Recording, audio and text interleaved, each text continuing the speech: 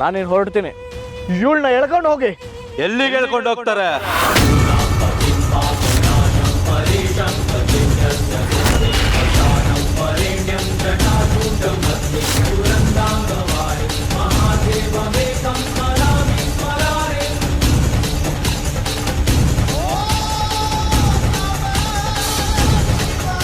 ಕತೆ ಮುಗೀತು ಅಂತ ಯಾರು ಹೇಳಿದ್ದು? ಸ್ವಲ್ಪ ಇರಿ, ಈ ಕತೆಗೆ ಅಂತ್ಯನ ನಾವು ಕೊಡ್ತೀವಿ.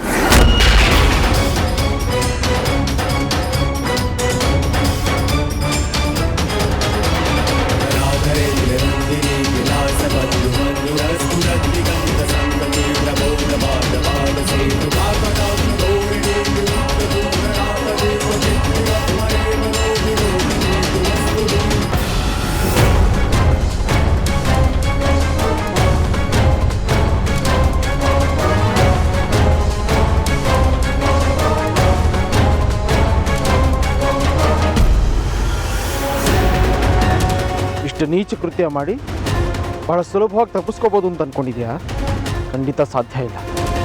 ನಾವು ಅದಕ್ಕೆ ಅವಕಾಶ ಮಾಡಿಕೊಡೋದಿಲ್ಲ.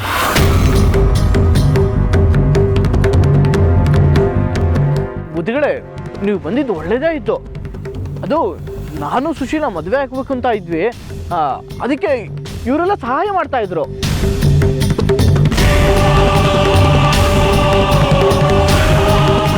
ಸಾಕು, ನಿಲ್ಸು, ಮಾತಾಡ್ಬೇಡ. ಅದು ಬುದ್ಧಿಗಳೇ, ಅದು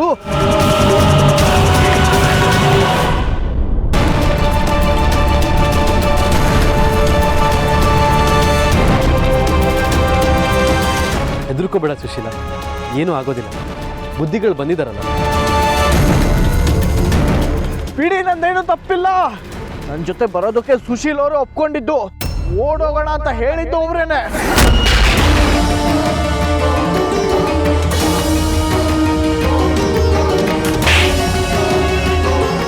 ಸುಳ್ಳು ಹೇಳೋದಕ್ಕೂ ಇತಿಮಿತಿ ಇರಬೇಕು. ಇನ್ನೊಂದು ಹೆಚ್ಚಿಗೆ ಮಾತಾಡಿದ್ರೆ ನಿನ್ನಿಲ್ಲ ಹೂತಾಕ್ಬಿಡ್ತೀವಿ. ಇಷ್ಟೆಲ್ಲ ಮೋಸ ಮಾಡಿ ಹೀಗೆಲ್ಲ ಮಾತಾಡ್ತಿರಲ್ಲ. ನಿಮ್ಮನ್ನ ನಂಬಿದ್ನಲ್ಲ, ಮದುವೆ ಆಗ್ಬೇಕು ಅಂತ ಹೊರಟಿದ್ನಲ್ಲ, ನನ್ನ ಮೂರ್ಖತನದ ಬಗ್ಗೆ ನನಗೆ ನಾಚಿಕೆ ಆಗ್ತಿದೆ. ನೀವ್ ಯಾವತ್ತೂ ನನ್ನನ್ನ ಪ್ರೀತಿಸ್ಲೇ ಇಲ್ಲ. ಒಂದು ವಸ್ತು ತರ ನನ್ನನ್ನ ಮಾರಾಟ ಮಾಡಕ್ ನೋಡಿದ್ರಿ. ಬುದ್ಧಿಗಳ ಮಾತನ್ನ ಕೇಳ್ದೆ ಇರೋದಕ್ಕೆ ನನಗಾಗ್ತಿರೋ ಶಿಕ್ಷೆ ಇದು. ಸುಶೀಲ, ನೀನು ಅಳ್ಬೇಡ, ಸಮಾಧಾನ ಮಾಡ್ಕೊ. ಇದಿಷ್ಟು ಈ ಮುಟ್ಟಾಳ ಮಾಡಿರೋ ಮೋಸ ನಿನ್ನಿಂದೇ ಗುರಿ ಹಾಕ್ಸ್ಕೊಂಡು ಮೋಸ ಮಾಡಿದ್ರೆ ನೀನಾದರೂ ಏನು ಮಾಡೋಕ್ಕಾಗುತ್ತೆ? ಸದಾಶಿವ, ನೀನೇನೋ ಮೋಸ ಮಾಡ್ತಿದ್ಯಾ ಅಂತ ನನ್ನ ಮನಸ್ಸಿಗೆ ಚೆನ್ನಾಗಿ ಗೊತ್ತಾಗಿತ್ತು. ಆದರೆ ಇಷ್ಟು ಕೆಟ್ಟ ಯೋಚನೆ ನಿನ್ನ ಮನಸ್ಸಲ್ಲಿರುತ್ತೆ ಅಂತ ನಾನು ಖಂಡಿತ ಅಂದ್ಕೊಂಡಿರಲಿಲ್ಲ. ನಿನ್ನ ದುರಾಸೆಗೆ ಸುಶೀಲನ್ ಬಾಳ್ನೆ ಹಾಳು ಮಾಡಕ್ಕೆ ಹೊರಟಿದ್ಯಲ್ಲ ನೀನು. ನಮ್ಮ ಸುಶೀಲ ಮಾತ್ರ ಅಲ್ಲ, ಇನ್ನು ಎಷ್ಟು ಜನ ಜೀವನ ಹಾಳು ಮಾಡಿದಾನೋ ಅದನ್ನ ತಿಳ್ಕೊಬೇಕು ಇವಾಗ.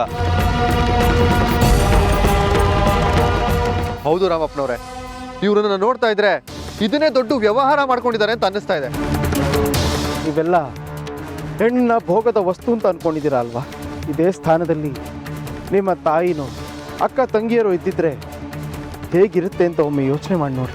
ನೀವು ಮಾಡಿರೋ ತಪ್ಪಿಗೆ ಎಂಥ ಕಠಿಣವಾದ ಶಿಕ್ಷೆ ಕೊಟ್ಟರು ಅದು ಕಡಿಮೆನೆ.